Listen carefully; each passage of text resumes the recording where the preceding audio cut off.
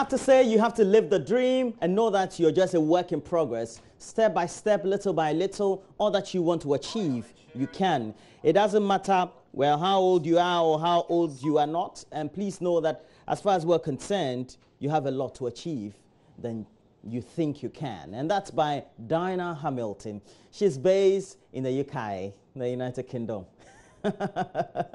And straight on, we have to tell you that next we bring you the latest newspaper headlines we have. Okay, so we start with Daily Graphic. On the front page of the Daily Graphic, we have President launches tomorrow the free senior high school policy. The event is on the West African Secondary School campus, or WAS campus as it used to be called. It used to be West Africa Secondary School. Now it's West Africa Senior High School, the WAS Senior High School campus. It's close to Adenta, or just around Adenta, just the opposite side of the road actually.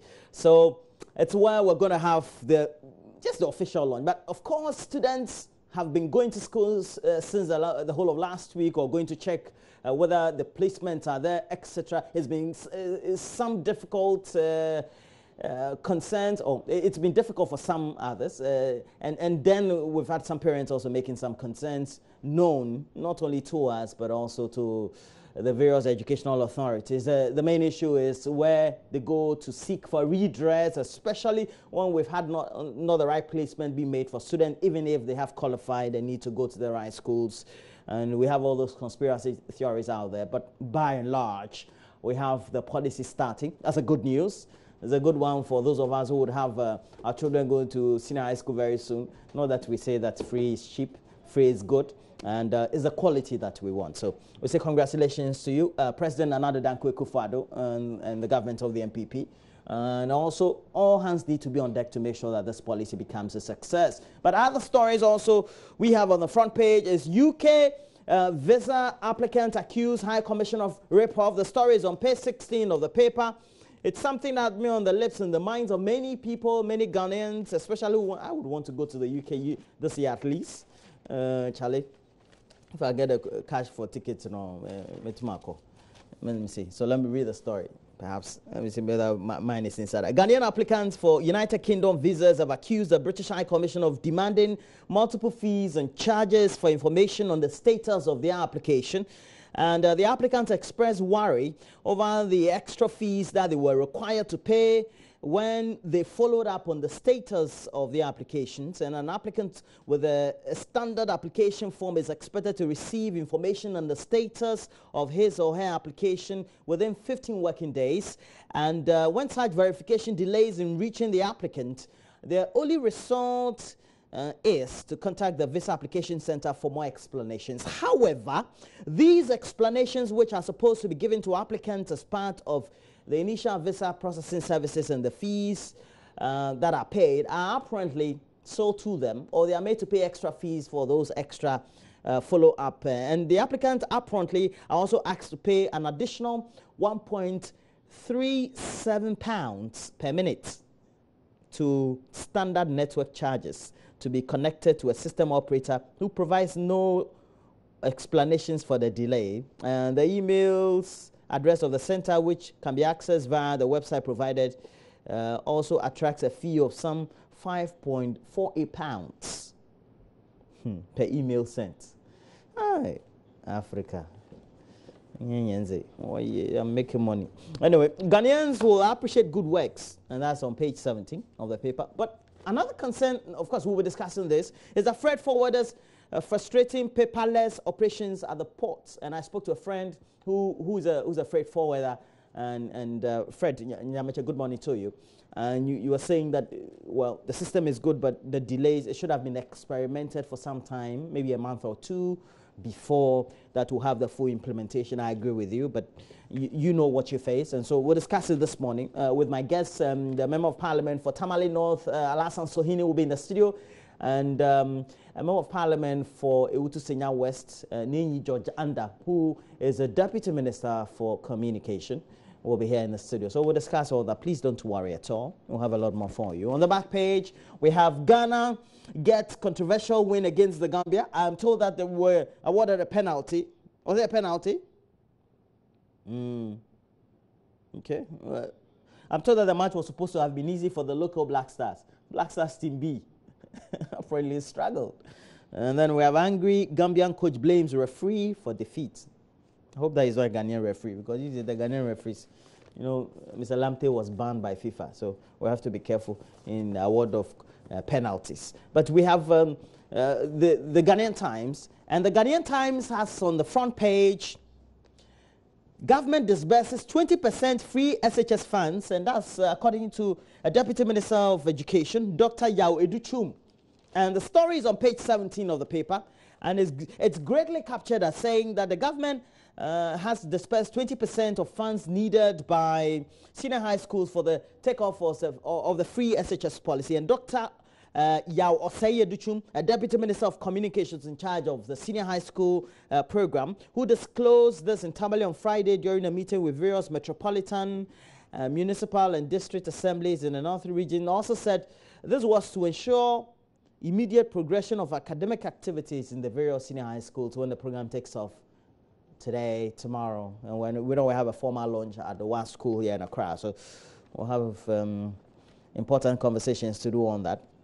We also have government throws weight behind cement industry, because the president is telling them, please, we support you. Make sure that you're ready when great infrastructure work by my government begins in full. And so that's captured rightly on page 16 of the paper. So you get there, you find the president seated with Mr. Morton Gar, who is the managing director of GASM, the premier producer of cement in Ghana. Now we have other competitors. They should reduce the prices more, so that those who don't have houses, those of us who have not built yet, we can also build something. New Dagbon Peace Initiative launch in Tamale, page 18 of the paper. And then also on the back page, we have Atinga hands Ghana late win as Wafo Nations Cup kicks off. Good. Started leave for training tour Wednesday and ahead of FIFA World Cup tournament as it is. Great sports stories. But let's look at the Finder newspaper. Remember, Mama Vio Soboaje will be live from the Ebri Girls School, and we want to gauge the mood there, senior high school, etc. And so Mama Vio Soboaje will be bringing to you the latest interactive sessions with the students or will-be students, the teachers, as well as the heads of the Ebri Girls Senior High School. If that's your alma mater, I say you should clap for yourself. Very good school. Founder newspaper has on the front page, I'll support Roadmap for Peace, Dagbon. In Dagbon, the president is assuring, and that's captured on page 2 of the paper. And the president, Nana Addo Dankwa Akufo-Addo, has made a passionate appeal to the chiefs and people of the northern region to give peace a chance in matters involving the pocket of chieftaincy dispute, which is stalling the development of the region. Speaking particularly to the decade-and-a-half-old Dagban chieftaincy dispute, the president assured that to lend his government support to any solution, they also need the support of those in the region. Well captured. Manya Krobo. We have 2 doctors taking care of 100,000 residents. Let's talk about shortages. That's why we need to train a lot more doctors. But getting into the training institutions are hard, right? So it's a problem. Every place there's cut off. BOG, Bank of Ghana raises minimum capital to 400 million Ghana cedis. That's a lot of money, but the banks can afford it. Those who can afford, please merge. That's what we're told by the experts. It's not coming from me, though. That's a good thing. The front page of the Daily Guide newspaper has a story. We're going to the Daily Guide next. It says, NDC split over Mahama Unity Walk. Backbench spear slide stay away. We're told that there was a unity walk that was organized by the former president and flag bearer of the NDC, and John Dramani Mahama led that walk. There's a picture there, Abang Bagbin shaking him. You also have ABA Husseini also in the picture behind there. But, well, the only papers that are saying that it's splitting the NDC is the Daily Statesman and the Daily Guide. So you should know where they're coming from. But there's a story. It says a unity walk initiated by the NDC leadership to cement the seeming cracks in the party with the patronage of former President John Dramani Mahama appears to have further drawn a wedge in the party as leading members were conspicuously absent I should tell you a lot. The Once United NDC are started by John Mahama ahead of the December 7, 2016 election that sent him and the party into opposition following a humiliating defeat, struggling to find its feet with the organization of the Unity Walk. This coming from the Daily Guide. All right, don't be surprised. Ifya Schwarz naked video in court. Ifya Schwarz naked video in court. Happier times. Ifya Schwarz. All right, we're on course. Nana is assuring.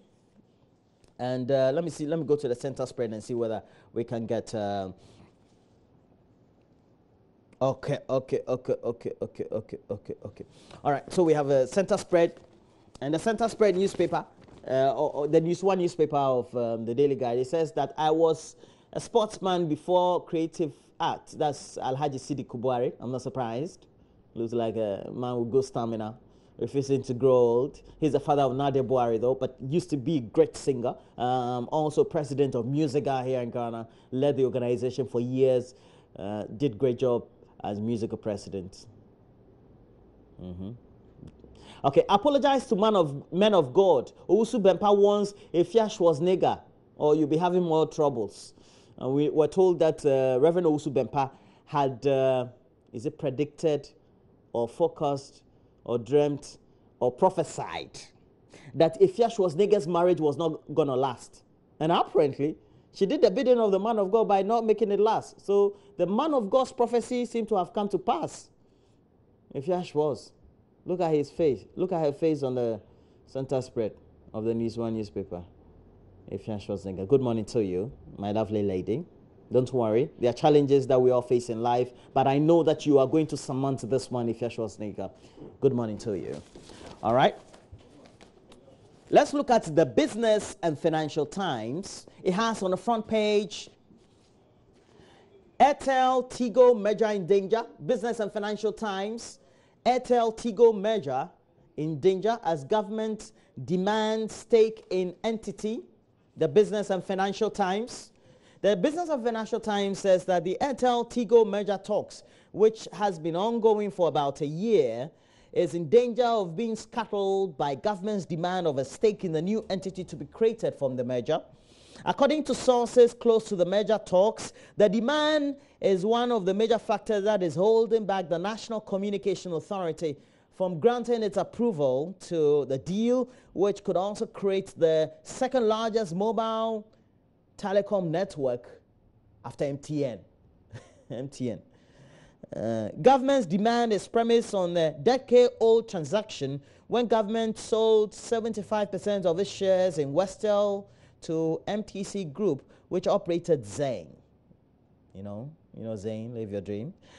Zain was later acquired by Airtel way back in 2010, and government has over the years through the Ghana National Petroleum Corporation maintained a 25% stake in Airtel amidst accusations that it has not invested in the operations of the company as required of all shareholders. And the demand being made by government is said to be a condition that must be accepted by Airtel Ghana before the regulator will sanction the merger with Tigo operated by Millicom Ghana. Great. So we'll see how that goes. Other stories on the front page of the Business and Financial Times. Bank of Ghana plans 400 million Ghana cedi minimum capital for all banks. And then we're told that Pearl Isua Mensah has been made the Group CEO of Media General. They are the operators of TV3 and the other allied stations. It's also on the front page of the Business and Financial Times. Also on the front page, we have NIC, that's the National Insurance Commission, pushing for consolidation of its target to 100% capital increment. And this is how the story is captured. It says the NIC, that's the National Insurance Commission, is pondering 100% increment in the current minimum capital requirement for insurance companies. That is, before you start operation, you should have met, just like the Bank of Ghana does for the banks, etc. You also need to have met the minimum capital requirement. They're supposed to be, it says there are more than 25 or 50 insurance companies serving a population of some 28 million, and insurance penetration, however, remains relatively low at 2%. They should be asking why. And the minimum capital requirement for the insurance companies is just 15 million Ghana cedis. But at the current figure, some companies are said to be struggling since their capital base is too small to underwrite big-ticket transactions. You can't even insure, let's say, a vessel, for example, because sometimes one vessel is more expensive than 15 million, you know, that kind of thing. It's a big problem. It's a big problem. So we'll see how that goes with the insurance commission and how they're able to do all that they have to do. I think I really say it says it for the front page of the Business and Financial Times. We have to go to the back page. But it says in Wabieja Rural Bank, in Wabieja is located in Ashanti, bags some 4 million Ghana cedis profit, pays 1 million Ghana cedis as tax to government. And I'm sure this was revealed at the AGM, that's the annual general meeting of the bank in Wabieja Rural Bank Limited at Barakesi in the Wabieja district of the Ashanti region, posted that result. Tough times ahead for tourism, also captured on the back page. We have the Daily Statesman newspaper. Is a paper we're looking at next. On the front page of the Daily Statesman newspaper, Mahama Unity Walk deepens NDC confusion. We want to know whether this is true, and so we'll be talking lengthily about this when the Member of Parliament for Tamale North, Al-Hassan Suhini, comes into the studio. I remember he'll be in alongside Nenyi Jojanda, who is a Member of Parliament for Utu Senya West, but also a Deputy Minister for Communications. So great conversations we'll be having this morning. All right. The Dispatch newspaper. The Dispatch newspaper says ex-President Mahama's bombshell. The Dispatch newspaper says that NDC hijacked by opportunists. It says ex-President Mahama's bombshell. Okay. Economist magazine on Ghana's grass cutter. And then we have regional breakdown of 872 senior high schools in Ghana. Regional breakdown. Please, if you know you're interested in senior high school, go and have the regional break. We have 872 senior high schools in Ghana. Please grab the Daily Dispatch newspaper. It's the only paper with all that this morning, I believe. All right, so let's look at some online portals, and very soon we'll look at some online portals. So let's look at how it goes. We go to myjoyonline.com, and at least 80 arrested after Tigo's latest, I just said Tigo, Togo, sorry. At least 80 arrested after Togo's latest anti-government protests, and we're told that at least 80 opposition protesters have been arrested after 2 days of demonstration demanding the departure of President Faure Gnassingbé. They are going to jail, man. They'll go to jail. Faure Gnassingbé, Unzagro, he wants to stay in power for long. Papa. We have other stories. Major Online. Government to start paying every Gazetteer chief minister. That's a good one. It's been announced by the Minister for Chieftaincy and Religious Affairs, Kofi Jamasi. Next one is a story. U.S. Open 2017 Sloane Stephens from world number blah blah blah to Grand Slam. No, she didn't. Did she win? I thought she didn't win. Oh, she won. Okay. Okay, so Sloane Stephens was planning to spend Saturday night in New York celebrating with Madison Keys, hours after beating her friend to a first Grand Slam title. That's good. Madison Keys. I mistook her for Madison Keys. Okay. So we have Kokumba Youth Caution, Ekufuado against splitting Northern region along ethnic lines. I'm giving you warning. President Nana Danko Ekufuado, we're warning you. Anyway. The Kokumba Youth Association has cautioned government against heeding to calls to split the Northern region along ethnic and tribal lines. Charlie, this one, can't say much. Next, sorry, Mexico earthquake death toll apparently rising to 90 and over. And we're told that Thursday's 8.1 magnitude earthquake in Mexico resulted in some 90 deaths. We're told that the deaths could also increase. That's what we keep hearing from the various news wires, so we'll see how that goes. We go to the next story, and it's about when will President Akufo-Addo do the needful? that's prosecute corrupt officials of the erstwhile NDC administration and pass the age-old right to information law. And then we have Parliament need to pass LI on mental health.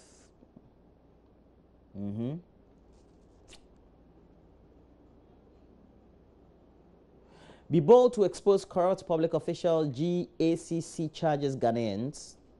But let's quickly scroll up and see whether we can get the stories. Akufo-Addo fulfills major campaign promise as free SHS starts today. And we will be live from the Ebri Girls Senior High School. And Mama V. Owusu-Abuaje will be there live speaking to the students, the teachers, as well as the heads of the schools. Well, actually, fantastic, fantastic. We'll be speaking to also our various regional correspondents to find out what they are talking about, what they are looking at, and then also Mama View Owusu-Abuaje will climax it with a great event live from the campus of the Ebri Girls Senior High School. It's in the Ikapi Mountains. Let's go up, let's go up. Nadal has won the US Open, 16th Grand Slam title. I told you about the Manson Quanta residents lament increased armed robbery attacks. And we have other stories there. Now, quickly, let's go to the next online portal. And let's look at quickly City FM. Free SHS beneficiaries begin enrollment process today. But we still know that one or two others, a couple, thousands of others actually, who have still not got the school they want or not gone to school at all. And the free SHS, Bahamas E-Block students won't be left out. GES, we're told. Paperless system backlog cleared according to the GRA, despite all the concerns. My friend has Nyamiche, friend Nyamiche, please don't have any problem at all. PNC forms committee to restructure party ahead of 2020 polls, but we also have regional distribution of replaced schools and the trees is all there. The infographics, City FM, always on that beat with the infographics. Gambia to drag Ghana to CAF over controversial penalty. Ghana and controversial penalties. Come and learn logical reasoning at NDC school. Esiedu Nketia to MPP. Yo. NCA yet to approve Tigo Etel measure. We'll see how that goes. But summarily, those are the stories we have on City FM online. But let's go to the Africa page of the BBC or even the world page, because when you go to the world page, you see how the hurricanes in the US and elsewhere in the Caribbean are torturing communities. Hurricane Irma blasts Florida coast. More than 3.4 million homes, sorry. More than 3.4 million homes across Florida without power as the storm bears down on Tampa Bay. And we know Tampa is and elsewhere in Miami, we have all these difficulties. Trees are falling down. I don't know what we would have done if we had storms in Africa, Charlie. Because Africa emergency systems are just not right. It's a problem. Myanmar rebuffs Rohingya rebel ceasefire. And then we have Iraqi cats ready to draw on borders. And YouTube star PewDiePie. Hey. Makes racial slur. I hope that I mentioned it, Charlie. Brazil tycoon arrested in corruption case. And we have other stories there. But let's go to the Africa page of the BBC. And when you get to the Africa page of the BBC, it says, mummies discovered a new Egypt tomb. And the tomb found by archaeologists near the city of Luxor belonged to a goldsmith, we're told, included the daughter and the son also, and also a woman, or that would be the wife, etc. So we'll see how that goes with that. Please make sure that you log on to these online portals and get the latest headline stories for all these. But you can get interactive on Facebook, JoyNews on TV. We stream that live, fortunately, for you. So it's very easy for you to do. Please send us a lot of your messages. And then also, let's know what you think about the videos we post online on our YouTube channel, Major Online TV.